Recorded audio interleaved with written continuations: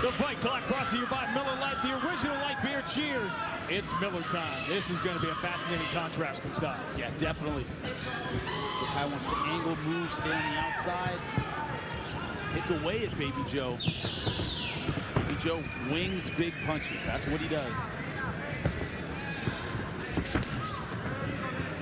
When he knocks guys out, he knocks guys out. He has that kind of power. Yeah, one-shot kind of power. Phenomenally athletic, explosive. Look at how to beat him. He's matched with Rob Emerson. Rob Emerson, very experienced, very technical kickboxer. He's kind of frustrated, Baby Joe. Angled and stayed away from the power. That's what Kai has to do. Baby Joe has been a slow starter, but a very strong finisher.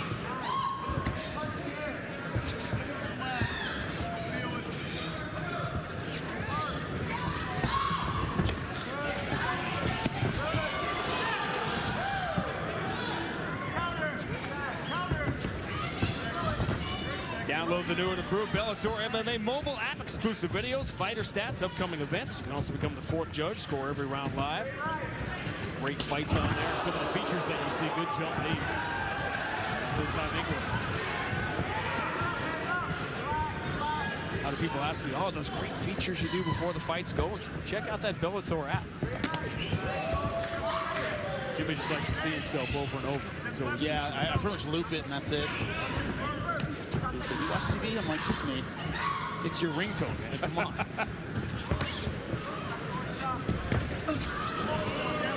Sirwan Kakai, he's a hard guy to know.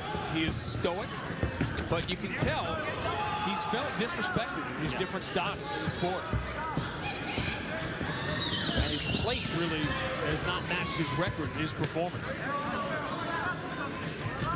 Baby Joe, he's been here before. The main Bellator fans know this is his chance. You know, the way things are going, you got to beat a guy like Baby Joe in your Bellator debut.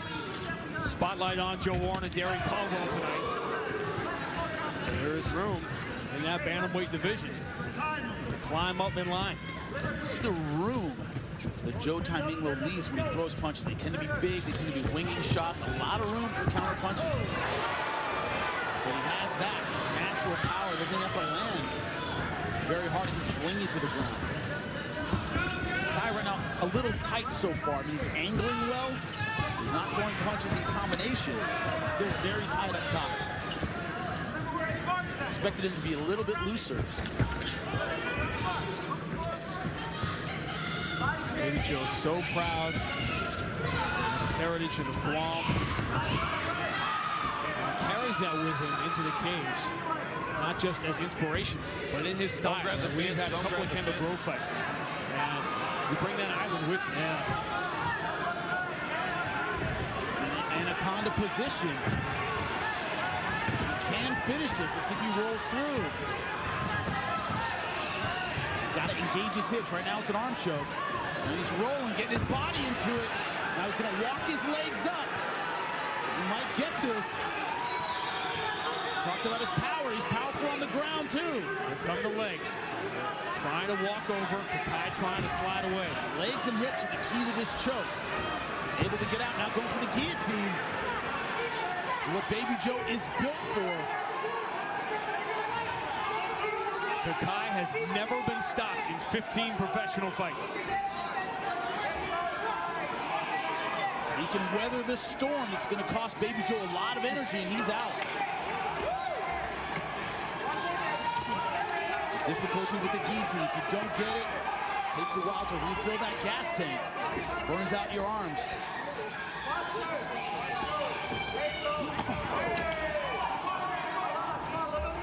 As you saw in that graphic, born in a Kurdish refugee camp, going back to 1989, Saddam Hussein in Iraq. Family relocated to Sweden when he was 4 years old. He has never forgotten his heritage.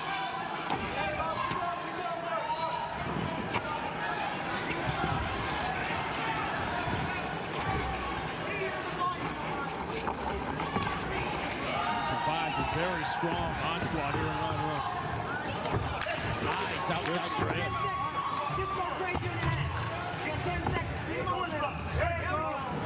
Well, tonight, Baby Joe is the fast starter in this key fight in the bantamweight division. It was one of the wildest nights. Baby Joe there, he was an American top team earlier than Serwan Kakai was. Said, you know, we talked about him being from the islands, very friendly, outgoing. He tried to say hi, hey, how you doing? Reach in for some of the love, you know. And Serwan Kakai just kind of nodded or whatever. And Baby Joe was, oh, that's how it is. But Serwan has no memory of that. So it's like one of those, hey, this guy's got beef with you. You blew him off. He's like, I did. Also, you got to remember, Baby Joe's just a warm guy. Yeah, you know? Absolutely. You kind of nodding, going, hey, nice to meet you. Isn't good enough for him, man. Told you after I first went back to the NBA this fall, after my first summer in MMA, and I'm reaching out trying to give everybody the info, and they're like, hey, That's MMA, man.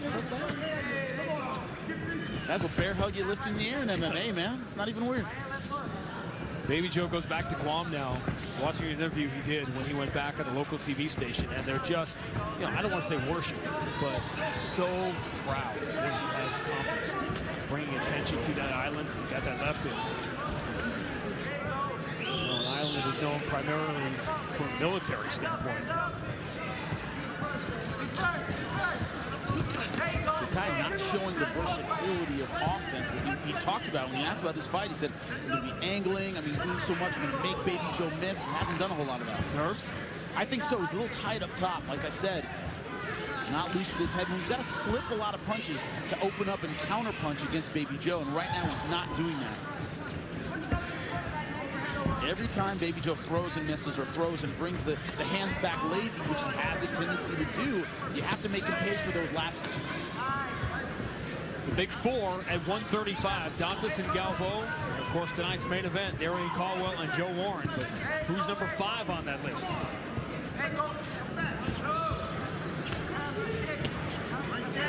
Joe has 4 wins inside the Bellator cage.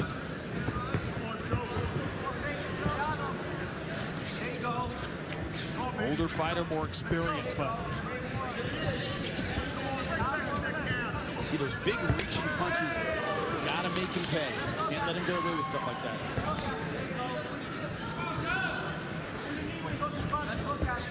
Now, Serwan Kakai talked about, I'm gonna make him miss, he's gonna run out of gas, he's gonna run out of energy, he's gonna run out of fire.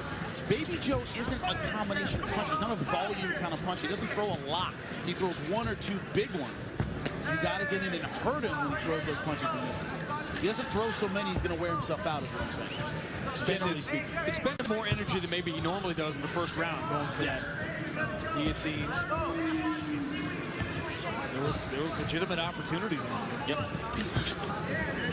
Now I see legitimate opportunity for Kakai, but not quite in range to use it.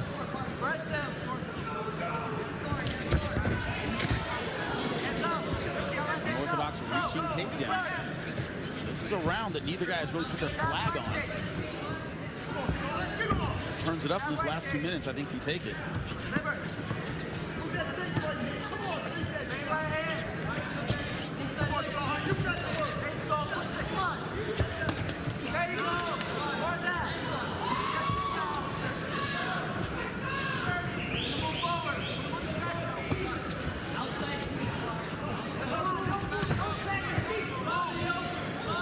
Joe Taminglo really depends on his awareness. His hands are very low. He really depends on his ability to see punches. His hands are kind of, it's not just that they're low, they're all over the place.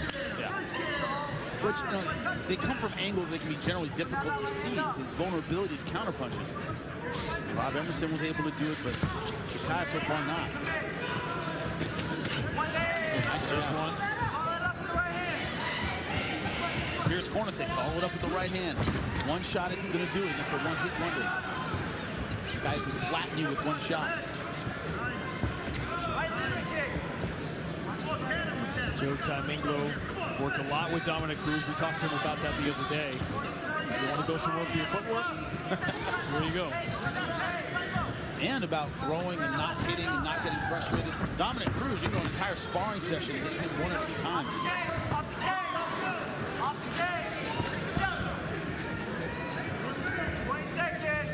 Both guys have landed single shots, but it's generally been Joe Taminglo moving forward.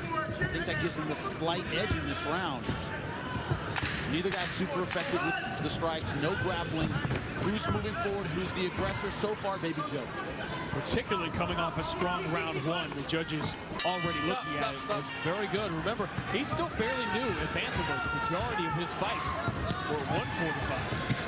He has, generally speaking, gotten better as his fights got longer. Yeah, Justin Wilcox was the fight that really kind of, made him go down to 135. That guy's a beast at 145. Your scorecard through two? 2 rounds to none for Baby Joe.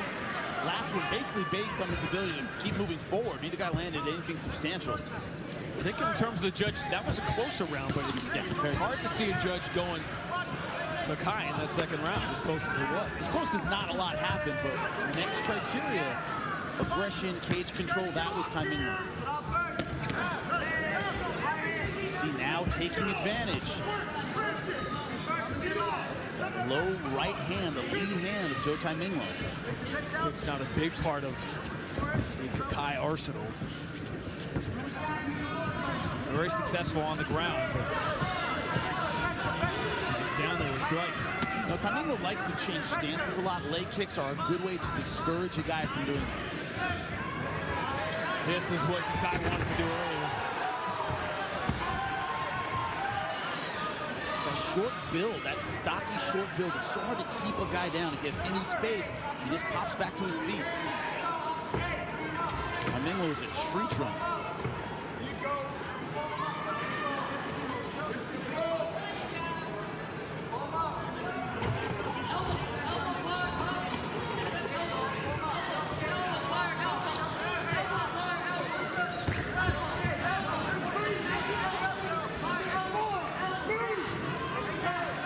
Always interesting to watch a fighter who loves to come forward. It's part of his DNA when he's up 2 rounds to none.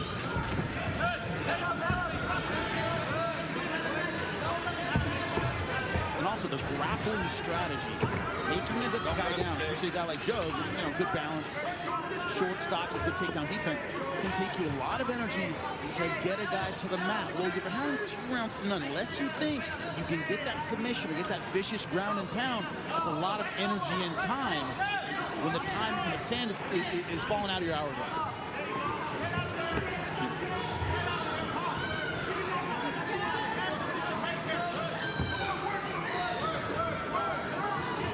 Submission-wise, when purple belting up is pretty standard. You know what's going on at this stage. So the idea of taking a guy down and going for a quick submission, it's tough. It's a big gamble.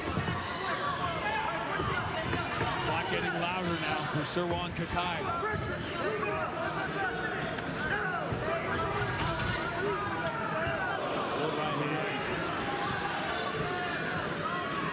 What's frustrating is this is stuff he should have been doing earlier on in the fight, taking advantage of his loose punches, but maybe Baby Joe slowing down a little bit. That window's a little bit bigger, but it's a good strategy by Kakai. He's just implementing it very late in the fight.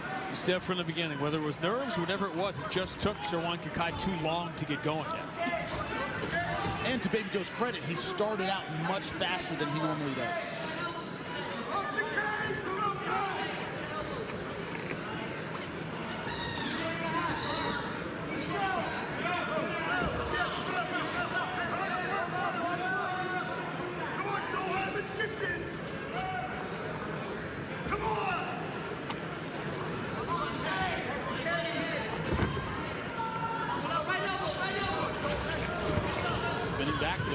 Spinning back elbow there, but again, he didn't create that distance to man it.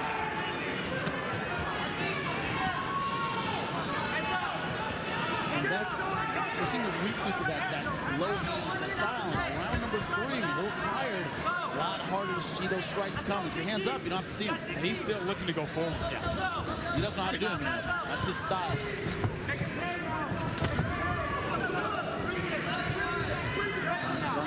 Real signs of fatigue. That chin is just dangling out there, but not able to find the target is Kakai. Remember, Baby Joe spent a lot of energy in round number 1 going for that submission. And it leads to things like that, which is a half-hearted spinning nothing.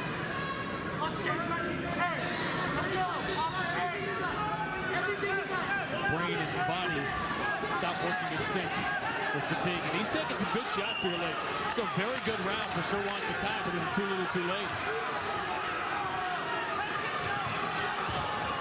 Baby Joe still coming forward. And it goes all 15.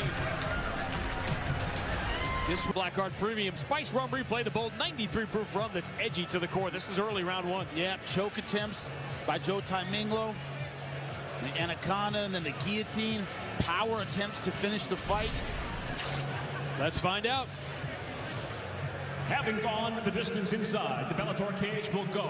Tier 3 cage side judges David Sutherland, Dan Mathieson, and Don Turnage, all of which score the fight exactly the same at 29-28 for the winner by unanimous decision.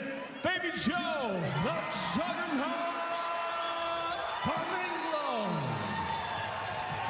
Jimmy, he fought a very mature fight.